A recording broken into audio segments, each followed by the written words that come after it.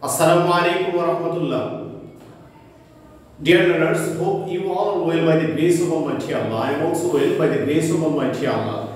Today I am going to take you the English first paper class. The topic of today is rearrange. Dear learners, in this online class, I congratulate you, your parents and the viewers. You know very well that with the Srishti Central School and College Jamalpur, a unique concern of Srishti education family from the very beginning of COVID-19, we have been taking our classes on online system as like as Messenger, video, live and Zoom. Dear learners, সুপ্রিয় শিক্ষার্থীরা, আশা করি তোমরা পরম করুণাময়ের অশেষ রহমতে ভালো আছো। আমরাও ভালো আছি। আজকের এই অনলাইন ক্লাসে স্নেহের শিক্ষার্থী তোমাদের সকলকে, তোমাদের আব্বু আম্মু এবং আমাদের সম্মানিত যারা ভিউয়ার্স রয়েছেন সবাইকে সৃষ্টি central school and college Jamalpur শাখার পক্ষ থেকে আন্তরিক অভিনন্দন। আরেকটা বিষয় তোমাদের অবগত করছি, যদি আমি ক্লাসটি পঞ্চম শ্রেণীর জন্য স্পেশাল নিচ্ছি, এটা কিন্তু ক্লাস 3 এবং 4 এর জন্য প্রযোজ্য হতে পারে, কারণ রিয়ারেন্সটা ক্লাস 3 থেকেই 5 পর্যন্ত এই টপিকটা রয়ে গেছে। আর যে বিষয়টা আমি অবগত করছি যে সরকার কর্তৃক ঘোষিত 2021 শিক্ষাবর্ষের যে প্রথম অ্যাসাইনমেন্ট ষষ্ঠ থেকে নবম শ্রেণী পর্যন্ত এটা আমরা দেওয়া শুরু করেছি। অলরেডি অনেক শিক্ষার্থী নিয়েছে। তোমাদের মধ্য থেকে তোমাদের পরিচিত ভাই বোন যারা নেয়নি এবং আমাদের সম্মানিত অভিভাবক যারা আছেন, আপনাদের পরিচিত বা আপনার যদি কোনো শিক্ষার্থী থাকে যে আমাদের সৃষ্টি সেন্ট্রাল স্কুল জামালপুরে অধ্যয়ন করছে, তারা অ্যাসাইনমেন্ট নেয়নি, তাদেরকে এই বিষয়টা ইনফর্ম করার জন্য বিনীত অনুরোধ করছি। আর সেই সাথে আরেকটা বিষয় বলছি যে আমরা সৃষ্টি সেন্ট্রাল স্কুল জামালপুর আমরা আমাদের নতুন বছরের নতুন সেশনের ভর্তি কার্যক্রম নভেম্বর মাস থেকে শুরু করেছিলাম। আমাদের ভর্তি কার্যক্রম এখনো অব্যাহত রয়েছে। যদি স্নেহের শিক্ষার্থীরা তোমাদের পরিচিত কোনো ভর্তিযোগ্য শিক্ষার্থী থাকে তাহলে অফিসে নিয়ে আসবে, এবং আমাদের সম্মানিত অভিভাবকদেরও অনুরোধ থাকলো আপনারাও ভর্তির ব্যাপারে আমাদের অফিসে তথ্য দিতে পারেন অথবা নিয়ে এসে ভর্তি করাতে পারেন ইনশাআল্লাহ। তো সবাইকে ধন্যবাদ। তো আমার আজকের টপিকটা হচ্ছে সুপ্রিয় শিক্ষার্থীরা রিঅ্যারেঞ্জ। রিঅ্যারেঞ্জ মানে কি? পুনর্বিন্যাস বা পুনরায় সাজানো। এই টপিকটা তোমরা ক্লাস 3 থেকেই দেখে আসছো যে রিঅ্যারেঞ্জ কিছু জাম্বল ওয়ার্ড থাকে, এগুলোকে সুন্দরভাবে সাজিয়ে একটা মিনিংফুল সেন্টেন্স বা বাক্য তৈরি করতে হয় সুপ্রিয় শিক্ষার্থীরা। তাহলে আমি আজকে এই রিঅ্যারেঞ্জ আমি একটু ডিটেইলস আলোচনা করছি। দেখো সুপ্রিয় শিক্ষার্থীরা, ইনস্ট্রাকশনটা থাকে, ইনস্ট্রাকশন মানে কি? নির্দেশনাটা থাকে rearrange the following words in the correct order to make meaningful sentences. অর্থ কি? যে অর্থপূর্ণ বাক্য তৈরি করতে নিজের শব্দগুলো সঠিকভাবে সাজিয়ে লেখো। দেখো এখানে বেশ কিছু প্রত্যেকটা সেন্টেন্সে কিছু ওয়ার্ড থাকে, 2 থেকে অনূর্ধ্ব ওয়ার্ড থাকে যেগুলো এলোমেলো থাকে, জাম্বল থাকে। এগুলো বাক্যকে সুন্দরভাবে সাজিয়ে আমাদের কি করতে হবে? মিনিংফুল সেন্টেন্স তৈরি করতে হবে। সুপ্রিয় শিক্ষার্থীরা, পূর্বের ক্লাসে আমি বলেছিলাম যে এই রিঅ্যারেঞ্জ ভালোভাবে সলিউশন করার জন্য, এটাকে কারেকশন করে একটা মিনিংফুল বাক্য তৈরির জন্য কয়েকটা বিষয় আমাদের দক্ষতা অর্জন করতে হবে। এক নম্বর হচ্ছে কি? সেন্টেন্স সম্পর্কে সম্যক ধারণা থাকতে হবে, এর স্ট্রাকচার জানতে হবে, টেন্স সম্পর্কে সম্যক ধারণা এবং স্ট্রাকচার বা গঠন করে জানতে হবে। তারপর হচ্ছে মেইন বই বা টেক্সট বইটা ভালো করে পড়তে হবে, এটার সম্বন্ধে আমাদের কি ব্যাপক জ্ঞান রাখতে হবে, এবং বেশি বেশি প্র্যাকটিস বা এক্সারসাইজ বা অনুশীলন করতে হবে সুপ্রিয় শিক্ষার্থীরা। তাহলে আমরা শুরু করছি। দেখো সুপ্রিয় শিক্ষার্থীরা, প্রথমে যে সেন্টেন্সটা আছে এগুলো জাম্বল ওয়ার্ডগুলো এ নম্বরে প্রথমে রয়েছে এ রাজু ফায়ার ফাইটার ইজ। তাহলে দেখো সুপ্রিয় শিক্ষার্থীরা, এখানে 1 2 3 4টা ওয়ার্ড রয়েছে, এ সহ 4টা ওয়ার্ড। এই 4টা ওয়ার্ডকে আমাকে কি করতে হবে?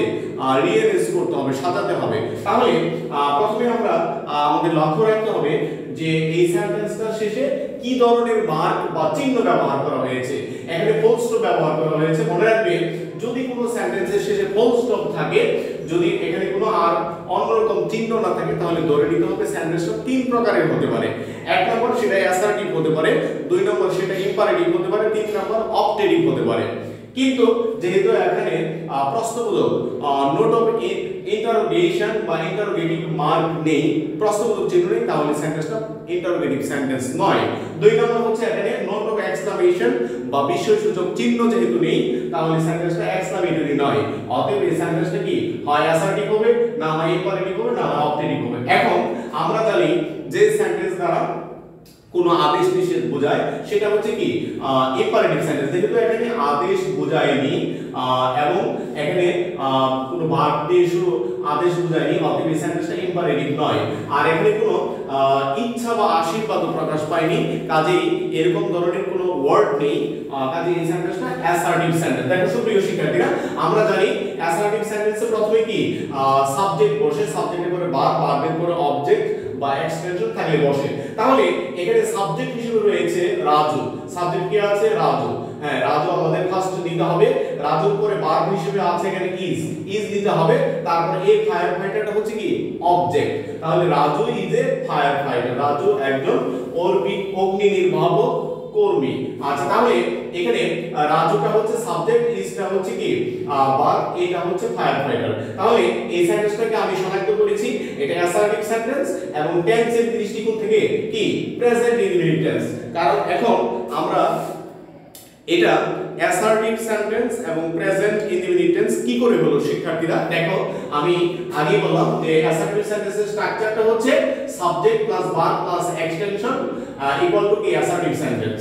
এখানে সাবজেক্টের পরে আমরা দেখছি মূল ভার্বের প্রেজেন্ট ফর্ম আছে প্লাস অবজেক্ট আছে, এক্সটেনশন এখানে নেই, তাও এক্সটেনশন দিতে হবে। এই স্ট্রাকচারটা হচ্ছে প্রেজেন্ট ইনডিফিনিট টেন্স। যেহেতু এখানে সাবজেক্টের পরে মূল ভার্বের প্রেজেন্ট ফর্ম ব্যবহার করা হয়েছে এবং অবজেক্ট রয়েছে, কাজেই প্রদত্ত সেন্টেন্সটি টেন্সের দৃষ্টিকোণ থেকে এটা প্রেজেন্ট ইনডিফিনিট টেন্স। তাহলে আমরা যদি স্ট্রাকচার অনুসারে আমরা কি এই সেন্টেন্সটা ভালো করে রিঅ্যারেঞ্জ করতে পারি, তাহলে আমাদের কি সলিউশনটা কারেক্ট হয়ে যাবে ইনশাআল্লাহ। তাহলে আমাদের সেন্টেন্স এবং টেন্সের স্ট্রাকচার অবশ্যই মনে রাখতে হবে। নেক্সট নাম্বার 2 অর্থাৎ বি নম্বরে আমরা আসি। এখানে 1 2 3 4 5 6টা ওয়ার্ড আছে। দেখো, দা ওয়াজ মর্নিং ইট ড্রিজলিং ফ্রম। এই 1 2 3 4 5 6 এই 6টা ওয়ার্ড দিয়ে একটা মিনিংফুল সেন্টেন্স আমাকে তৈরি করতে হবে। দেখো সুপ্রিয় শিক্ষার্থীরা, এখানে আমরা ফুল স্টপ লক্ষ্য করছি এবং এই সেন্টেন্সটা দ্বারা কোনো আদেশ, উপদেশ, নিষেধ, অনুরোধ কিছুই প্রকাশ পায়নি এবং এখানে কোনো ইচ্ছা বা আশীর্বাদও প্রকাশ পায়নি, এমন ধরনের ওয়ার্ড আমরা পাইনি। কাজে এই সেন্টেন্সটা হচ্ছে কি অ্যাসার্টিভ সেন্টেন্স। তাহলে আমরা এক নাম্বার বা এই নাম্বার সেন্টেন্সকে ফলো করে অনুকরণ করে আমরা এখন কি করতে পারি, এটাকে রিঅ্যারেঞ্জ করতে পারি। রিঅ্যারেঞ্জ করে একটা মিনিংফুল সেন্টেন্স তৈরি করতে পারি। এখানে প্রথমে আমাকে সাবজেক্ট নিতে হবে। তাহলে সাবজেক্ট হিসেবে এখানে কোনো ব্যক্তি বা বস্তু নেই। সাবজেক্ট হিসেবে কি রয়েছে? ইট। ইটটা মনে রাখবা ইম্পার্সোনাল সাবজেক্ট, অর্থাৎ কোন সেন্টেন্সে যদি কোনো ব্যক্তি অথবা বস্তু সাবজেক্ট হিসেবে না হয় সেক্ষেত্রে ইটটাকে সাবজেক্ট হিসেবে ধরে নেওয়া হয়। এটা হচ্ছে কি ইম্পার্সোনাল সাবজেক্ট, অব্যক্তিবাচক, যেটা অবস্তুবাচক সাবজেক্ট। তাহলে ইটটাকে আমাকে সাবজেক্ট হিসেবে নিতে হবে। সাবজেক্টের পরে ভার্ব আসবে। ভার্ব এখানে দুইটা ভার্ব রয়েছে। এখানে আমরা দেখছি ওয়াজটা হচ্ছে কি অক্সিলারি ভার্ব, আর ড্রিজলিং থেকে ড্রিজলিং মানে কি গুড়ি গুড়ি বৃষ্টি হওয়া। তাহলে এখানে ইটটা হচ্ছে সাবজেক্ট, সাবজেক্টের পরে ওয়াজ, আর ড্রিজলিংটা হচ্ছে ভার্ব। ইট ওয়াজ ড্রিজলিং। তারপর দেখো ফ্রম শব্দের অর্থ কি হইতে বা থেকে, আর মর্নিং মানে কি সকাল। তাহলে এখানে মর্নিং এটা নাউন, এর পূর্বে কি বসবে? প্রিপোজিশন হিসেবে ফর্ম ব্যবহৃত হবে, কারণ প্রিপোজিশনটা কি অবশ্যই কি নাউন বা প্রনাউনের পূর্বে, এখানে ওয়ার্ড ফর্মটা মর্নিং এর পূর্বে ব্যবহৃত হবে। তাহলে ইট ওয়াজ ড্রিজলিং ফ্রম মর্নিং, যে সকাল হতে কি ঘুরি ঘুরি বৃষ্টি হচ্ছিল। সুপ্রিয় শিক্ষার্থীরা, তাহলে স্ট্রাকচার অনুসারে ইটটা হচ্ছে সাবজেক্ট, আর ওয়াজ ড্রিজলিংটা হচ্ছে কি ভার্ব, আর ফ্রম মর্নিং এটাকে আমরা অবজেক্ট বা আদার্স ধরে নিতে পারি। দেখো সুপ্রিয় শিক্ষার্থীরা, তাহলে সেন্টেন্স হিসেবে এটা হলো অ্যাসার্টিভ সেন্টেন্স, আর টেন্স হিসেবে আসলো পাস্ট কন্টিনিউয়াস টেন্স। কি কারণে পাস্ট কন্টিনিউয়াস টেন্স হলো? আমরা জানি পাস্ট কন্টিনিউয়াস টেন্সের সাবজেক্টটা হলো এই স্ট্রাকচার বা গঠন প্রণালীটা হচ্ছে সাবজেক্ট প্লাস ওয়াজ বা ওয়্যার প্লাস মূল ভার্বের প্রেজেন্ট ফর্ম, এর সাথে আইএনজি যোগ প্লাস অবজেক্ট প্লাস এক্সটেনশন। সুপ্রিয় শিক্ষার্থীরা, তাহলে এখানে ইটটা হচ্ছে সাবজেক্ট, ওয়াজটা হচ্ছে ওয়াজ ওয়্যারের অক্সিলারি ভার্ব, আর ড্রিজলিংটা ড্রিজল থেকে ড্রিজলিং এখানে আইএনজি যুক্ত হয়েছে, আর ফ্রম মর্নিং এটা কি এক্সটেনশন আমরা করতে পারি। সুপ্রিয় শিক্ষার্থীরা, তাহলে এই সেন্টেন্সটি সেন্টেন্সের দৃষ্টিকোণ থেকে অ্যাসার্টিভ সেন্টেন্স, আর টেন্সের দৃষ্টিকোণ থেকে পাস্ট কন্টিনিউয়াস টেন্স। আমাদের স্ট্রাকচারে এটা প্রতীয়মান বা প্রমাণ হলো। নেক্সট আমরা যাচ্ছি সি নাম্বার অর্থাৎ 3 নম্বরে। দেখো এখানে 1 2 3 4 5 6 7টা ওয়ার্ড আছে, Dhaka, plate, Shefali, in, a, in, lips. তাহলে এই জাম্বল ওয়ার্ডগুলোকে সাজিয়ে আমরা একটা মিনিংফুল সেন্টেন্স তৈরি করব। দেখো সুপ্রিয় শিক্ষার্থীরা, পূর্বের মতোই এখানে আমরা ফুল স্টপ পাচ্ছি, এটা অ্যাসার্টিভ সেন্টেন্স। তাহলে এখানে সাবজেক্ট হিসেবে রয়েছে শেফালি, দেখো সুপ্রিয় শিক্ষার্থীরা, আর ঢাকাও আছে। কিন্তু ঘটনা হলো এখানে শেফালিকেও আমরা সাবজেক্ট ধরতে পারি, ঢাকাকেও ধরতে পারি, কিন্তু ব্যক্তিবাচক সাবজেক্টটাকে আমাদের প্রাধান্য দিতে হবে। দেখো এখানে ব্যক্তিবাচক সাবজেক্টটা হচ্ছে কি শেফালি, তাহলে আমরা যদি দেই শেফালি, এরপর ভার্ব হিসেবে আছে লিপস, লিপ মানে বাস করা, শেফালি লিপস কোথায় থাকে? ইন এ ফ্ল্যাট, ফ্ল্যাট বাসায়, ইন ঢাকা, ঢাকার একটি ফ্ল্যাট বাসায় থাকে। মনে রাখবে সুপ্রিয় শিক্ষার্থীরা, এই সেন্টেন্সটা অ্যাসার্টিভ সেন্টেন্স, শেফালি সাবজেক্ট হিসেবে ব্যবহৃত হয়েছে, আর লিপস এখানে ভার্ব হিসেবে এসেছে, আর in a flat, in Dhaka এটা অবজেক্ট বা এক্সটেনশন হয়েছে। এখানে তোমরা যদি Shefali lives in Dhaka in a flat দাও, তাহলে এটা একটু অসঙ্গতিপূর্ণ হবে। মনে রাখবে ছোট কোন সেন্টেন্সে যদি ছোট এবং বড় স্থান থাকে, তাহলে ছোট স্থানটাকে আগে লিখতে হবে এবং বড়টা পরে হবে। কোনো কোনো ক্ষেত্রে ছোট স্থানের পূর্বে এটো ব্যবহৃত হয়ে থাকে, এখানে ইন ব্যবহৃত হয়েছে যেহেতু বাসার ভিতরে তাদের থাকার আসল বাসস্থান, এই জন্য ইন হয়েছে। তাহলে সুপ্রিয় শিক্ষার্থীরা মনে রাখবে যে যদি কোনো সেন্টেন্সে দুইটা স্থান উল্লেখ থাকে, তাহলে ছোট স্থানটা আগে হবে, পরের স্থান আর বড় স্থানটা পরে ব্যবহৃত হবে। কাজেই এখানে Shefali lives in a flat in Dhaka, ফ্ল্যাটটা যেহেতু ক্ষুদ্রতম, ফ্ল্যাট আগে হয়েছে, এরপরে ইন ঢাকা যেহেতু ওই ঢাকার অভ্যন্তরে সীমানার মধ্যে থাকে, তাহলে ঢাকাটা পরে হয়েছে। আশা করি তোমরা বুঝতে পেরেছো। তাহলে সেন্টেন্সটি অ্যাসার্টিভ সেন্টেন্স এবং প্রেজেন্ট ইনডিফিনিট টেন্স। কি কারণে প্রেজেন্ট ইনডিফিনিট টেন্স হলো? এখানে দেখো সাবজেক্ট শেফালি, এরপরে মূল ভার্বের প্রেজেন্ট ফর্মে রয়েছে। আমরা জানি প্রেজেন্ট ইনডিফিনিট টেন্স এর স্ট্রাকচারটা হচ্ছে কি সাবজেক্ট প্লাস মূল ভার্বের প্রেজেন্ট ফর্ম প্লাস বাকি অংশ। ওকে, এরপর আমরা আসি ডি নম্বরে অর্থাৎ 4 নম্বরে। দেখো এখানেও 1 2 3 4 5টা ওয়ার্ড রয়েছে, do, when, up, you, get. এখানে প্রশ্নবোধক চিহ্ন আছে। তাহলে এই জাম্বল ওয়ার্ডগুলোর শেষে এখানে ইন্টারোগেটিভ মার্ক বা ইন্টারোগেশন, নোট অফ ইন্টারোগেশন ব্যবহার করা হয়েছে, প্রশ্নবোধক চিহ্ন ব্যবহার করা হয়েছে। যেহেতু প্রশ্নবোধক চিহ্ন ব্যবহার করা হয়েছে, অবশ্যই সেন্টেন্সটি কি ইন্টারোগেটিভ সেন্টেন্স। আর আমরা জানি ইন্টারোগেটিভ সেন্টেন্স সেটা দুই ধরনের, একটা হচ্ছে ইয়েস নো কোশ্চেন আর একটা হচ্ছে ডব্লিউএস কোশ্চেন।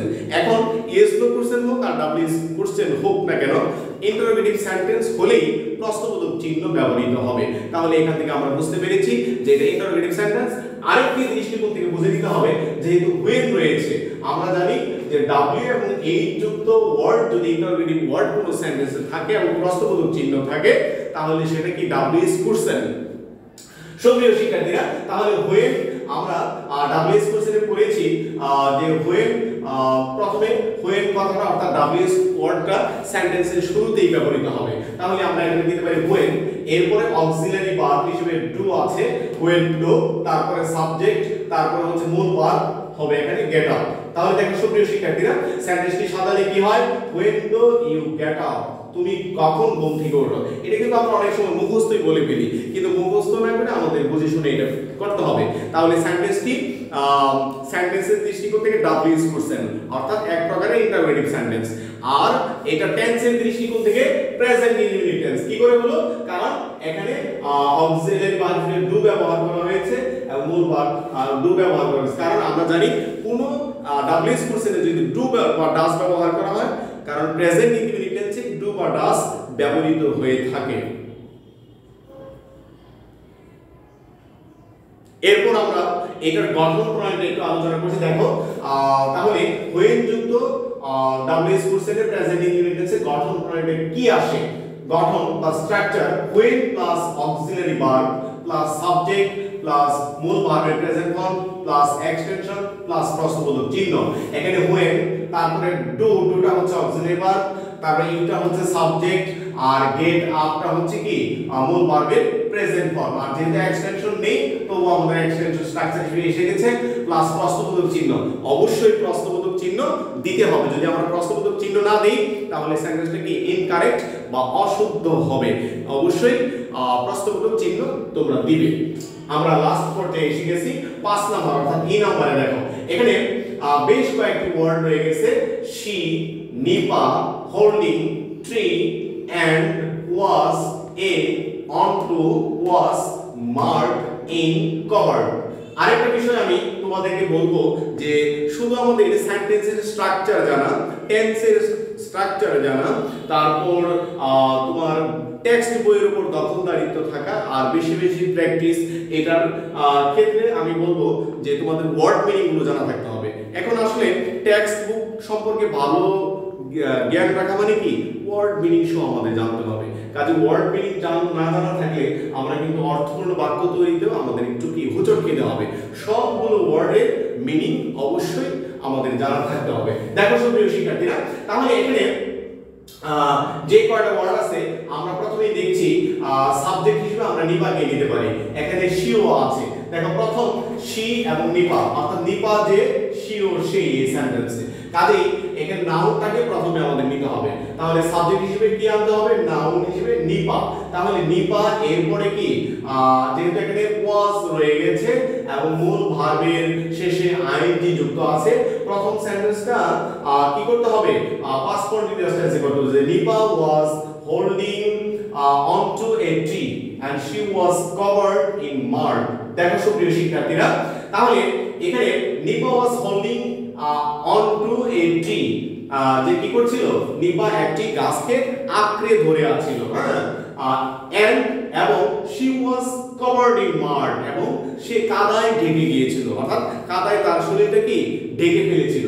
সুপ্রিয় শিক্ষার্থীরা, এটি কিন্তু টেক্সট বইয়ের সাথে একবারে কি ডাইরেক্টলি রিলেটেড, অর্থাৎ তোমাদের পাঠ্যপুস্তকের সাথে সরাসরি সম্পৃক্ত। কাজেই এখানে তোমরা দেখেছো ঘূর্ণিঝড় সম্পর্কে যে চ্যাপ্টারটা রয়ে গেছে, এখানে ঘূর্ণিঝড়ের পরে কি তারা হারিয়ে গিয়েছিল নিপা এবং তার দাদু, তাদেরকে খোঁজাখুঁজি করতেছিল।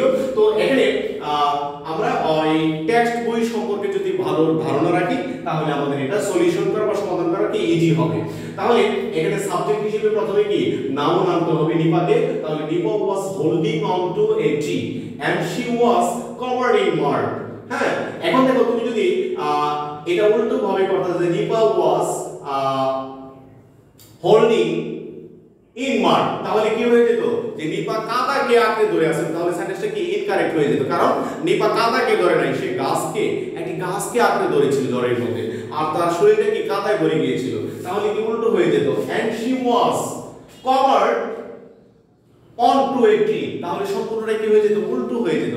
কাজেই মেইন বইয়ের সাথে আমাদের অবশ্যই কি কানেকশন থাকতে হবে, সম্পর্ক রাখতে হবে, পড়তে হবে, তাহলে আমাদের এগুলো কি সলিউশন করা ও সমাধান করা ইজি হবে। সুপ্রিয় শিক্ষার্থীরা, আশা করি তোমরা বুঝতে পেরেছো আজকের এই টপিকটা। নেক্সট তোমাদের বলবো, এটা আমি প্রথমেই বলে ফেলছি যে নোটটা হচ্ছে যে রিঅ্যারেঞ্জ ভালো করতে হলে নিচের বিষয়গুলোর প্রতি গুরুত্ব দিবে। নাম্বার 1, সেন্টেন্সের স্ট্রাকচার জানা, গঠন প্রণালী জানা, তার পাশাপাশি কি সেন্টেন্সের ডেফিনিশন সংজ্ঞাটা আমাদের জানা থাকতে হবে, উদাহরণ জানা থাকতে হবে। নাম্বার 2 নাম্বার টেন্সের স্ট্রাকচার জানা, অর্থাৎ প্রত্যেকটা, অর্থাৎ প্রধান যে 3 প্রকার টেন্স এবং 12 প্রকার, মানে একবারে 12 প্রকার টেন্সের A to Z স্ট্রাকচার এবং কি আর ডেফিনিশন আর আমাদের एग्जांपल গুলো ভালো করে জানতে হবে। এরপর মূল বই বা টেক্সট বুক সম্পর্কে ভালো ধারণা রাখতে হবে, আর বেশি বেশি কি অনুশীলন করতে হবে, প্র্যাকটিস করতে হবে। আর যে বিষয়টা বললাম যে ওয়ার্ড মিনিং গুলো আমাদের জানা থাকতে হবে। টেক্সট বই সম্পর্কে ভালো ধারণা রাখা মানে কি তোমার ওয়ার্ড মিনিং গুলো এখানে এসে যায়। আশা করি আজকের এই ক্লাসটা মোটামুটি তোমরা বুঝতে পেরেছো। এরপরে যদি কোনো সমস্যা হয় আমার মোবাইল নাম্বার তোমাদের কাছে রয়েছে, অথবা সাক্ষাতে কোনো সময় আসলে সেটাও জেনে নিতে পারবে। ধন্যবাদ সবাইকে। আর এই করোনা পরিস্থিতির মধ্যে তোমরা সবাই স্বাস্থ্যবিধি মেনে চলবে এবং মহান আল্লাহর উপর ভরসা রাখবে। আল্লাহ পাক রব্বুল আলামিন আমাদেরকে স্বাভাবিক অবস্থায় ফিরিয়ে দিন, এই প্রত্যাশা রেখে এই দোয়া কামনা করে আজকের ক্লাস শেষ করছি। আসসালামু আলাইকুম ওয়া রাহমাতুল্লাহ।